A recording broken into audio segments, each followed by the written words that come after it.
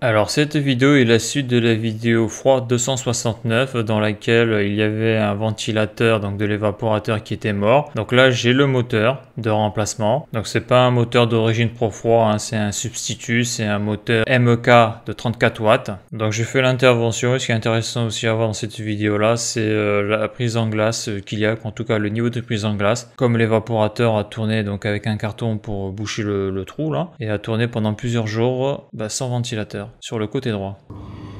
Alors voici le moteur, donc là j'étais en chercher un, donc ça fait plusieurs jours que l'évaporateur tourne donc avec un seul moteur. Là ce qui va être intéressant de voir c'est s'il y a une prise en glace ou pas. Donc voilà. Donc il y a une légère prise en glace, quoi, une légère. C'est pas trop épais quoi. Ça a quelques jours, 4-5 jours. Faut que je regarde sur mon cahier.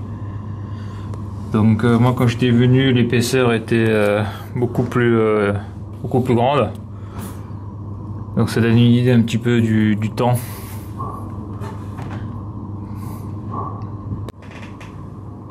Alors je vais enlever le carton, tout ça et mettre le nouveau moteur. Et en principe,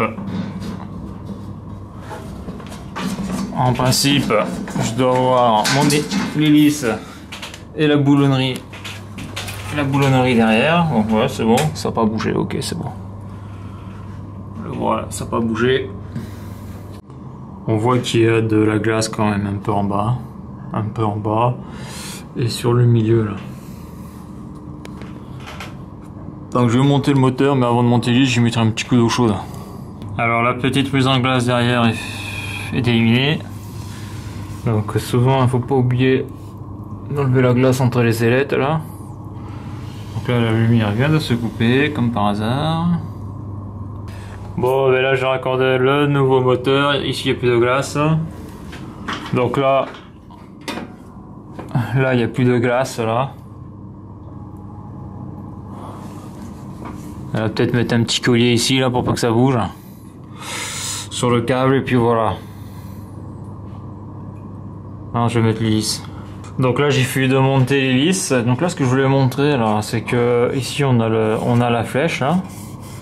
Donc ça c'est le sens de rotation de l'hélice là qui doit tourner comme ça. Donc en réalité là l'air va venir de ce côté là comme ça là. Donc ça va souffler en face de moi. Et là on voit que quand ça va tourner là rapidement là cette partie là va prendre l'air là. Va canaliser l'air de ce côté là et ça va partir on va dire perpendiculairement quoi. Ce que je veux dire par là c'est que c'est comme ça qu'aussi qu'on peut reconnaître le sens de rotation, en tout cas la position d'une hélice. C'est que c'est comme si elle ramassait l'air comme ça, vous voyez, comme une pelle. Alors que comme ça non.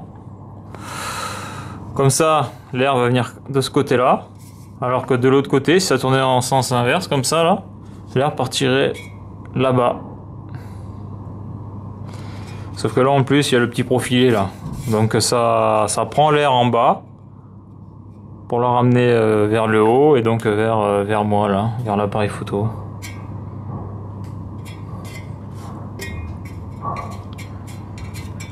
Alors que sur les vitrines, les meubles, l'air est aspiré donc par le bas à la reprise et ça souffle dans l'évaporateur. Alors que là c'est l'inverse, là ça aspire l'air. L'air repris passe dans l'évaporateur et après passe au niveau de l'hélice et arrive vers moi là. Et souffler dans la chambre froide. On le voit bien là, vous voyez. C'est incliné comme ça là et ça prend l'air comme ça en tournant là. Et l'air se déplace là et ça fait comme ça. Bon, la grille est mise, maintenant je vais remettre le jus. Allez, je remets le jus.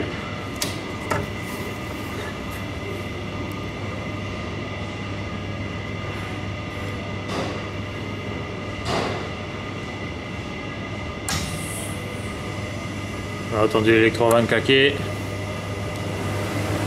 On a pu voir le début le démarrage des deux ventilos, donc c'est bon. Donc ça je vais le remonter et puis voilà. Et je vais partir sur le prochain dépannage.